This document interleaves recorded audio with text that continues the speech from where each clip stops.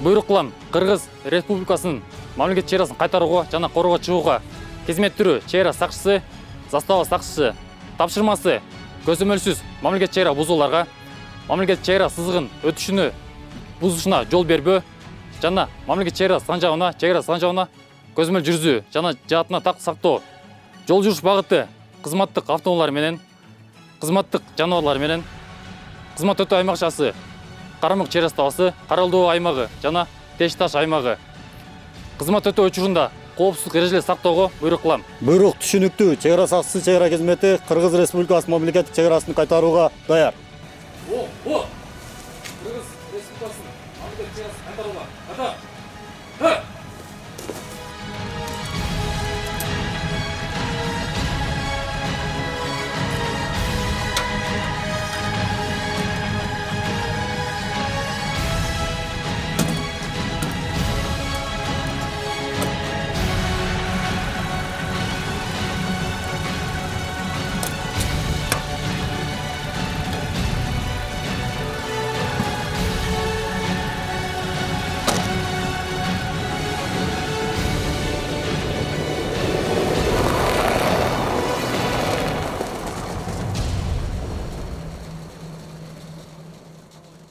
Саламатсыздарбы урматтуу телекөрүүчүлөр, биздин бүгүнкү ыйык милдет көрсөтүүсүнүн чыгарылышы алыскы Чоң Алай районунун Карамык чек ара заставасынан, башкача айтканда Тилеке Батыр атындагы чек ара заставасынан чыгарылышын көрсөтүп жатабыз. Бүгүнкү күндө биздин чек арачылар түнкү саат 4-тө өздөрүнүн ыйык милдетин өтөп жатышат. Бул жердеги ушул дөбөдө күндүн сууктугу 35 градуска чейин жеткен учурлар дагы болот, бирок биздин чек арачылар күндүн кандай гана кырдаалы болбосун ар дайым мекен чегинде өздөрүнүн ыйык милдетин татыктуу өтөп жатышат. Биз чек арачылар Кыргыз Республикасынын мамлекеттик чек арасыны күн түнгү дебей кызматты алмашуу менен кызмат өтөйбүз. Мамлекеттик чек араны кайтарууда бизге кандайдыр бир кыйынчылыктар болгондугуна карабай, биз мамлекеттик чек араны кайтарышка милдеттүүбүз. Биздин өзүбүздүн жеке милдеттемелерибиз, тапшырмаларыбыз бар. Биз аларды эч кандай оорчулукка карабастан аткарууга аракетибизди кылып, кызмат өтөп келе жатабыз. Биз кызмат өтөгөн аймактар бул тоолуу аймак, минус 30-35 градуска чейинки төмөндүктөгү температурада суук болот. Бул жерде мен кызмат өтөгөнүмө 9 жылдын жүзү болуп атат. Күн түнкү учурларда албетте буга чейин болуп келди. Көп болот түнкү учурда, айрыкча мамлекеттик чек араны күндүзгүгө караганда түнкү учурларда бузуулар көбүрөөк болот. Мурдараак келип кызмат өтөөгө көнүп, ошол нерсе менен алектенип келген аскер кызматкерлери бизден кийинки келген кызматкерлерге үйрөтүп, жардамдашып, чогуу биргеликте ынтымакта кызмат өтөйт. Жалпы кыргыз элимди ушул мекен коргоочулар күнү менен куттуктаймын. Жана ошондой эле жаштарга ушул аскерге келип кызмат өтөөсүнө, эли жерин коргоосуга үгүттөп кетмекчимин. Бардык кыргыз элине тынччылык, аманчылык, мекенибиз ар дайым өнүгүү өсүү жолунда, чек арабыз бекем болуусун каалайм.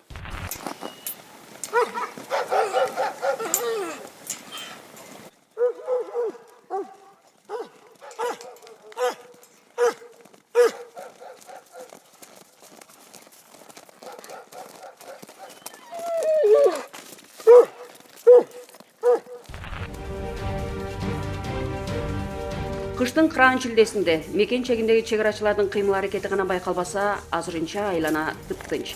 Антсе да аскерлер элибиздин мемиреген уйкусу, өлкөнүн келечеги үчүн өздөрүнүн ыйык милдетин аткарып жатышат.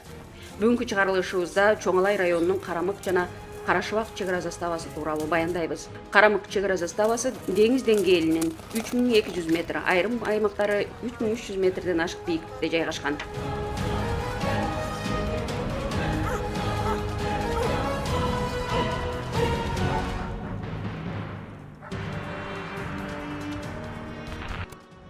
Карамык чек ара заставасы Кыргызстандагы эң бийик тоолуу чек ара пункттарынын бири болуп саналат. Аталган чек ара заставасы расмий түрдө Ферган өрөөнү, тактап айтканда, Кыргызстандын түштүк тарабындагы алгачкы такталган аймактардын бири. Совет бийлигинин Орто Азиядагы аймактарды тактоо жүргүзүү негизинде 1924-1926 жылдардан тартып аныкталып, андан соң чек ара заставасы түзүлгөн. Камболот Таалайбек уулу баш болгон кавалердик бөлүмчө да бүгүнкү кезметин өтүүдө. Аталган топ автоунаа жете албаган шарттарда өз милдеттерин аткарышат.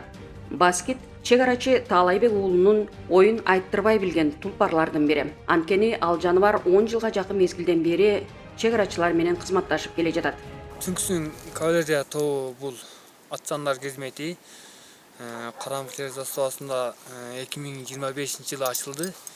Түндөсү кыйналбайбыз, биздин аттар жоош, үспөйт, бара турган жерлерге алып барат.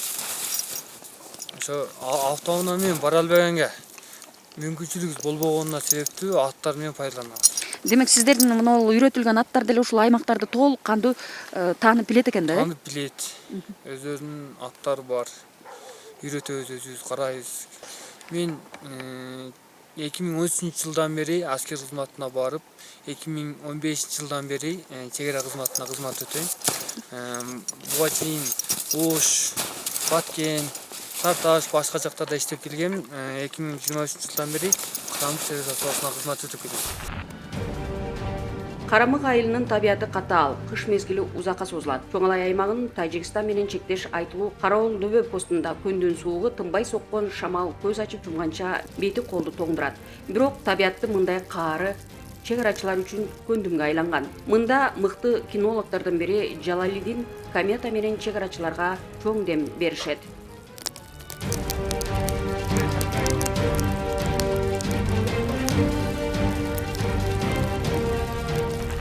Чек-ара тармагында кинолог болуп иштегениме 3 жылдан өтүп 4-жыл кетти. Бул чек-арада чек-ара бузуучуну артынан издеп табуу, кайсы жакка кеткенде бул адам билбеген нерселерди бул алдын ала белги берет. Бул жерде кинологдун өзүнүн да кыймыл аракети болуш керек. Иттин өзгөргөн абалында баягы нарушитель кайсы жактан бузганда иттин кыймыл сезими өзгөрөт. Ошого карап итке кошумча берилет. Ит 70% аныктаган болсо, 30% кинологдун жардамы менен болот. Иттин кыймыл аракетине карап.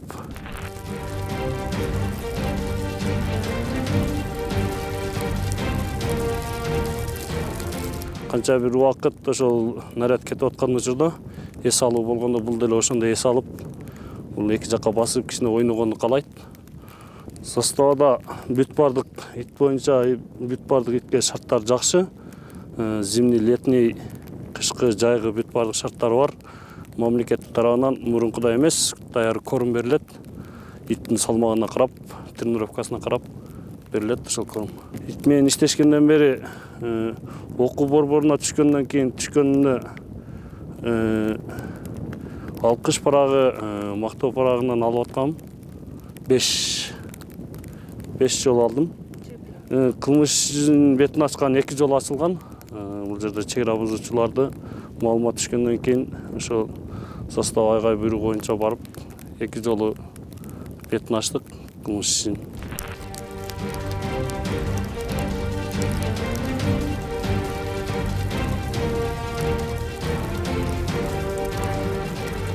Кышкы мезгилде 6 ай 7 ай кыш болот.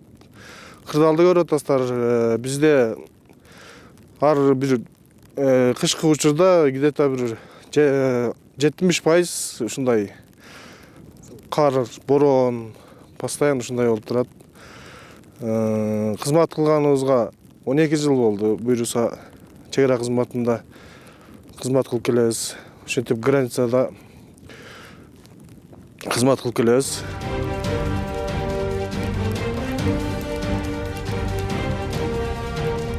Жетекчилик тарабынан, жогорку жетекчилик тарабынан бизге көрүлгөн шарттар, камкорлуктар өтө сонун.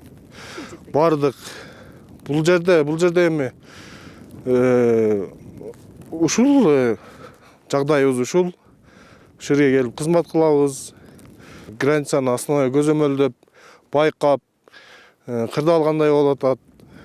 Ошол байкоо жүргүзүп, кызмат өтөп кетебиз. Байланыш каражаттары полный бары бар. Автоунаа менен келип алмашуу, ордунда алмашуу болот. Бүт жагдайды ошол жерден көзөмөлгө алабыз.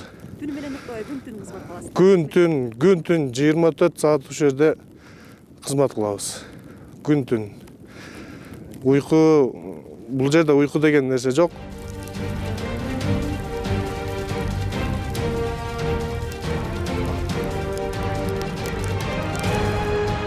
Биз қызметте тургандан бери ошол суук аба ырайы минус 27 градуска чейин төмөн түшүп атат.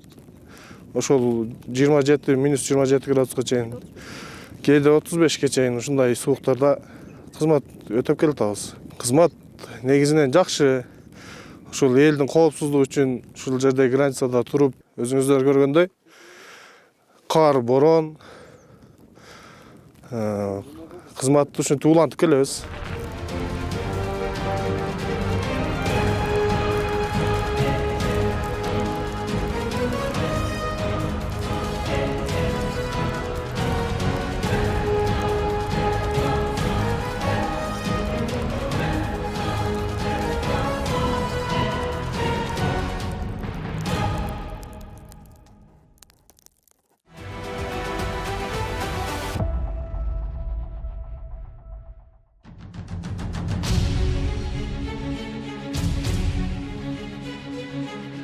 Көңіл бор, өз бұтаңа, бірдік мен оқ атуға, жаял, қосқа!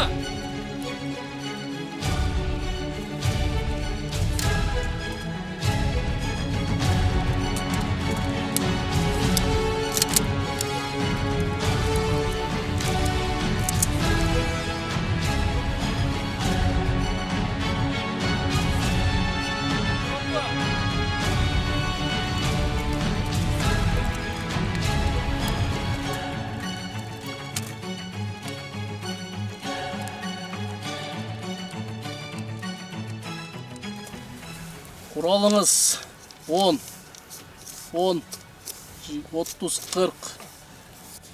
Автоматтың атталышы жана өзіңіздің оқ ату даярдыңыз жакшы деген бага эсептелинет. Анткени сиздин оқ атууңуз жакшы эсеп санына дал келген. Мекен коргоо майрамын Утурлай Чоң Алай районундагы Карашыбак заставасындагы чегарачылардан да кабар алдык. Биз барган учурда алардын ок атуу таласында аскердик машыгуусуна туш болдук.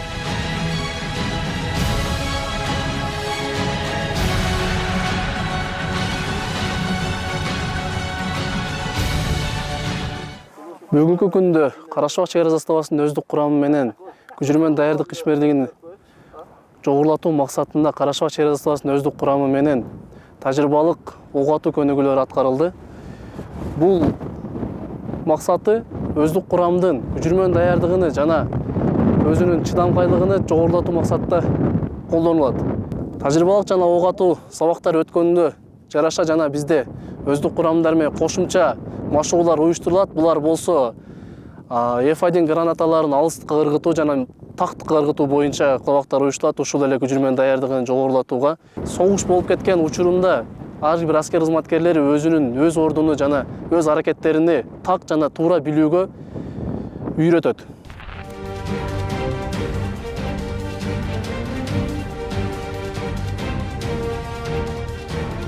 Biz негизинен ар дайым 3 маал ысык тамак бергендиктен кечки тамакка биз картошка пюре беребиз. Ошол менен бирдей эле ошого кошо балык беребиз. Бул жерде аскер кызматкерлери баардык калориялуу тамактар менен камсыздалган. Мисалы бизде пицца дагы киргизилген, котлет. Ок атуу таласындагы аба ырайы өзгөрүлгөнүнө байланыштуу калган тартымдар заставадан уланды. Заставадагы ар күн сайын ысык тамак ашын, нанын даярдап турган ашпозчу аскерлердин жоопкерчиликтүү кызматын жакшы билет. Башка кесиптин ээси экендигине карабай, бул багытка өтүүгө туура келген. Мен Карашыбак чегара заставасында эмгектенгениме 3 жыл болду. Бул жерге ошо жолдошумдун жумушуна байланыштуу келгенмин. Аскер кызматкерлери ушул жерде өздүк курам кандай кызмат кылса, ошонун баарын биз дагы кылабыз, аял кишилер дагы курал атууга чыгабыз. Ошо кандай кызмат болсо, аскер айымдар дагы ошол кызматтар менен эмгектенебиз. Мен негизи кесибим боюнча мугалиммин. Жолдошум артынан ушул кесипке келдим, бирок ушул кесипти сүйүп, эмгектенип иштеп келатам. Бул жерде бизде аба ырайы өтө катаал, суук болот Карашыбак чегара заставасында. 25-30 градуска чейин чыгат. Ошондуктан биз бул жердеги аскерлерге калориялуу тамактарды беребиз. 3 маал ысык тамак менен камсыздайбыз. Азыркы учурда мисалы путуга ок тийди дейли, путуда жаракат бар. Кан токтотуу. Канды жугут. Турникет деп коет бизде. Мурда мындай жугуттар менен колдонулат дек. Азыркы учурда эң ыңгайлуу турникет деп коет буну. Таңып канды токтотуу өтө зарыл. Путуга шакшактай турган болсок, мисалы жаныга коюп туруп, шакшактап кете беребиз. Мурда эски насылкабыз болгон. Ол насылка азыр тоого жараксыз болуп, баягыдай тоого болбогон үчүн жүк ташууга. Бул азыркы учурда оңой. Канча килограммга чейин самал көтөрөбүз? Бул болсо канча болсо көтөрө берет. Мисалы кетти. Көтөрүп 4 адам, 5 адам тоодон ташып келе берсе болот. Бул азыркы учурда насылканын ордуга жакшы да. Бул болсо карга. Мисалы тоодо болуп дейли согуш убагында. Жаракат алып калды. Жаракат алып калса, сразу буну үстүгө жаткырып байлап, кардын үстү бир адам тартып, сүдүрүп алып келе берсе болот да. Биринчи медициналык жардамды согуш убагында көрсөтүлүп бардык нерсени ыңгайлуу жерге жаткыргандан кийин үстүгө үшүп калбаш үчүн мына жаап, ороп, бул болсо ороп кетсең үшүбөйт. Бул аскер кызматкери. Андан кийин ок тийгенден кийин бул жок болсо адам үшүп баштайт да. Буну сөзсүз ар бир аскер кызматкерлеринде бар бул нерсе. Азыркы учурда ушулар жаңы келип, ушундай жакшы болуп калды. Кара Шабак чек ара заставасында фельдшер болуп 6 жылдан бери кызмат өтөбүз. Атамекенге кызмат кылабыз деп келгенбиз.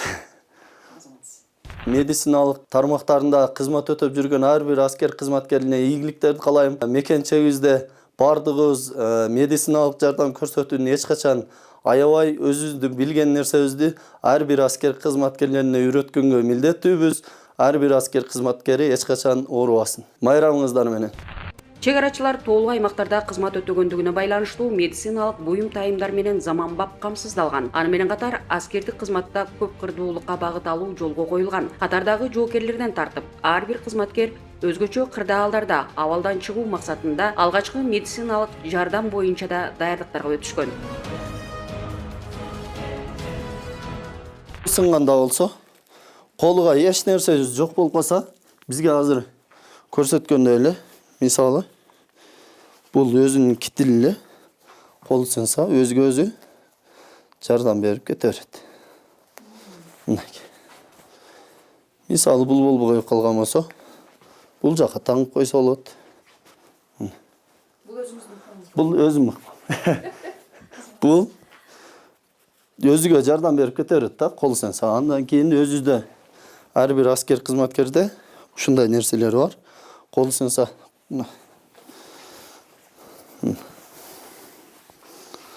таңып жолук да, мисалы согуш убагында өзгө жаракат тийип калса, путу мисалы сынган болсо, өзүгө өзү спакайчы сайып келгиче, биринчи медициналык келгиче өзүгө өзү сая берет. Үкөлдү дагы бардык нерсени үйрөткөнбүз. Анан бул мен жок болуп калсам, бул башка аскер кызматкери буга жардам берип кете берет. Кара Шабак чек ара заставасы деңиз деңгээлинен 3500-3700 бийиктикте жайгашкан. Кышы узак, табияты катаал аймак. Аталган чек ара аймагында 1926-жылдары эле такталган.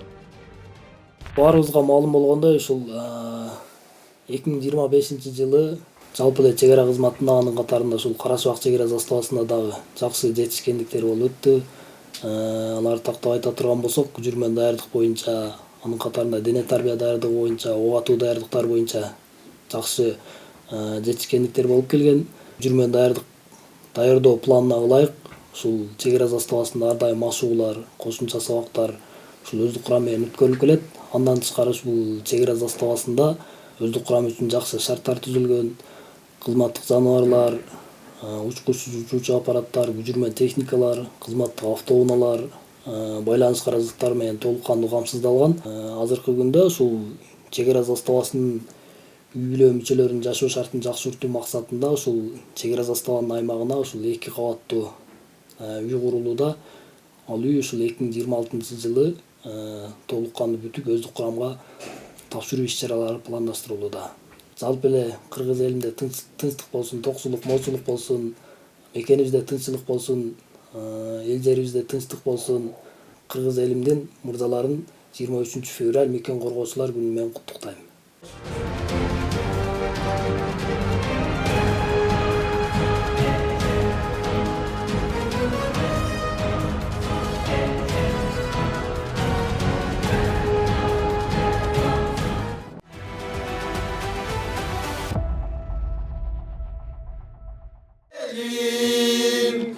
Ardayım sezimimde, sürdü çegaramdı, düşmanga aralatpay, ata sözüm verin, yüzümdü cer karatpay, ercigit el çetinde, azamat cöbetinde, Ağustan Kırgız elim, ardayım seziminde. Ağustan Kırgız elim, ardayım seziminde. Чек арачылардын күчүрмөн даярдыктарынан кийин атайын эс алууга да көңүл бурушат. Биз кайрылып келген учурда Карамык чек ара заставасынын аскерлери көңүлдүү күн өткөрүп жатышкан. Мындай учурлар аскерлерге бир топ моралдык оң натыйжа берет. Иштен сырткаркы күн тартиптин негизинде ушундай бир убакыт берилет балдарга. Ошол учурда мына балдарда өзүңүздөр билгендей арабызда көп эле таланттуу жигиттер, балдар бар. Ошол гитара ойношкон балдар бар, комуз черткен балдар бар, шахмат ушундай ойношуп турат балдар. Теле көрсөтүүлөрдө ошол өлкөбүздө кандай жаңылыктар, маалыматтар, жетишкендиктери боюнча балдар ушундай кабардар болуп турат. Эми бул өзүңүздөр билгендей бул чек ара кызматында жалаң ушундай ден соолугу мыкты жигиттер келет. Анан көбүнчө ушул баягы жеңил желпи эле оорулар менен ооруйт. Сасык тумоо, ушундай жөтөл, өпкөнүн кичине шамалдашы дегендей ушундай оорулар менен ооруп турат. Ага ушу мамлекет тарабынан, медицина кызматы тарабынан дары дармектер кеңири келген, жетиштүү.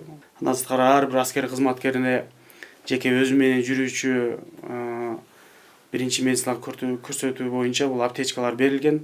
Өзүңүздөр билгендей, Карамык чек ара заставасы Тилеке Батырдын атынан коюлган. Ушундай чакан бурч уюштуруп койгонбуз. Тилеке Батырдын бул жерде кыскача өмүр баяндарын илип, өздүк курамга патриоттулук сезимин ойготуу максатында атайын өмүр баяндарын илип, бул жерге Тилеке Батырдын колдонуп кеткен буюмдарын бүт баарын койгонбуз.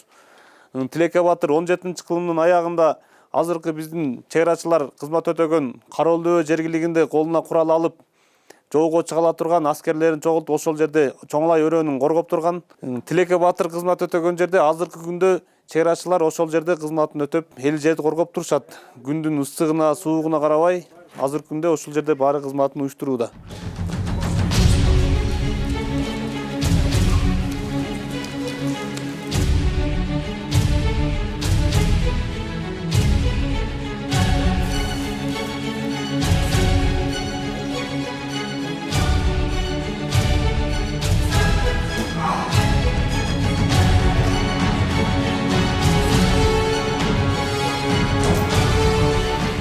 Бүт шаймандар бары келген. Биз бош убактыбызда күн тартиптин негизинде спорттук иш-чаралар өткөрүп турабыз. Ден соолук чыңдап ар убакта. Баары шарттар түзүлгөн, күрөшкө, бокска, турник, бош убактыбызды көбүнчө ушул убакта өткөрөбүз. Ушул жерде спорттук иш-чаралар өткөрүп, денени чыңдап. Өзүбүздүн эски имаратта болду, ушул жакта машыкчубуз. Азыр эми жаңы шарттар түзүлгөндөн кийин баары ушул жакка келип баарын жакшы.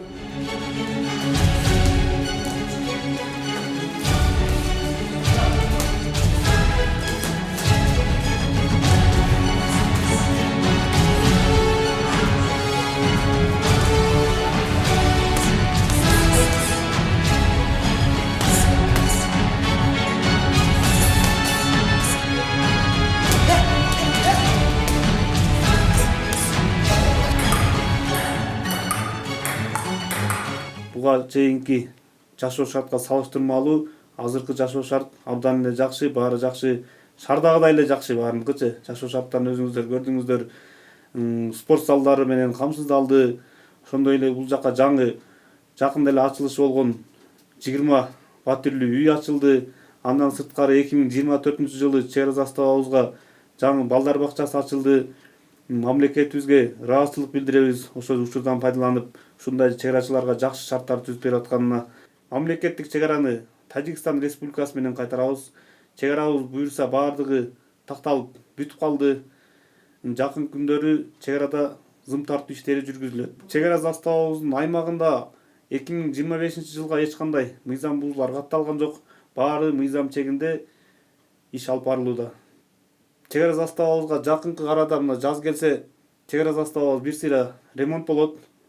Андан сырткары өздүк курамыбызга бул жерде футбол аянтчасы курула турган болуп атат. Андан сырткары өзүбүздүн бул жактагы кызматтык аттарыбызга кызматтык аткана, итканаларыбыз курулат. Жоокерлердин мончосу курулуп атат. Жазгыга ушул пландар буюрса, ошолор бүтсө, дагы андан да жакшы шарттарыбыз жакшырып калат. Жалпы эле мекен коргоочулардын 23 февраль ата мекенди коргоочулар күнү менен куттуктайм. Баарыңыздарга ден соолук, узун өмүр, кызматыңыздарда ар дайым ийгиликтер болсун. Асманыбыз ачык, чек арабыз бекем болсун. Өлкөбүздө ар дайым тынчтык орноп, алдыга карай умтулуп жүрө берели. Баарыңыздардын майрамыңыздар менен.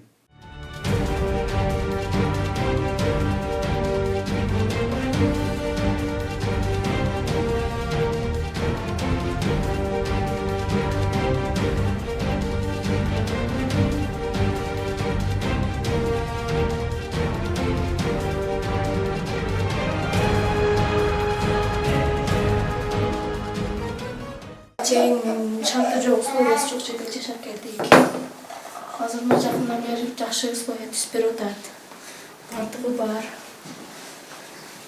Ушинтип жашап атабыз азыр.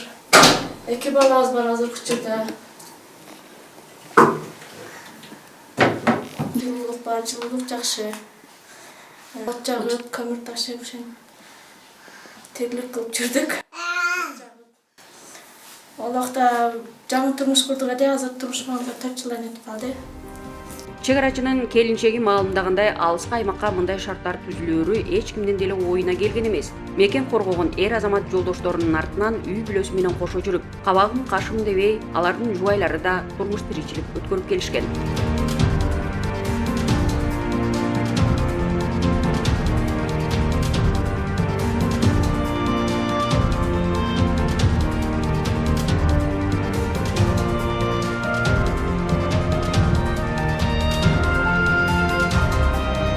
Турак жай менен катар андан мурда, башкача айтканда 2025-жылдын сентябрь айында пайдаланууга берилген чек арачылардын балдары үчүн атайын курулган бакчада учурда 2 тайпага тарбия жана билим берилип жатат.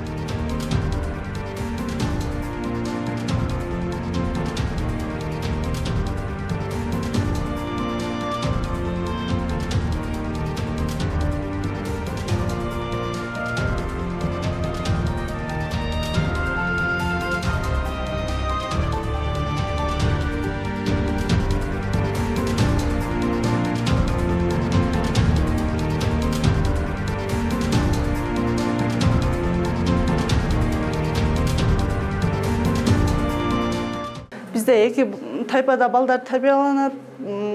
Балдардын билимисине ошол камкордук кылабыз, көбүнчө кызматкерлер чек араны коргоп жүргөндө көбүнчө кызматта болушат. Ошон үчүн балдар коопсуздукта көбүнчө жакшы көңүл буруп камкордук алабыз.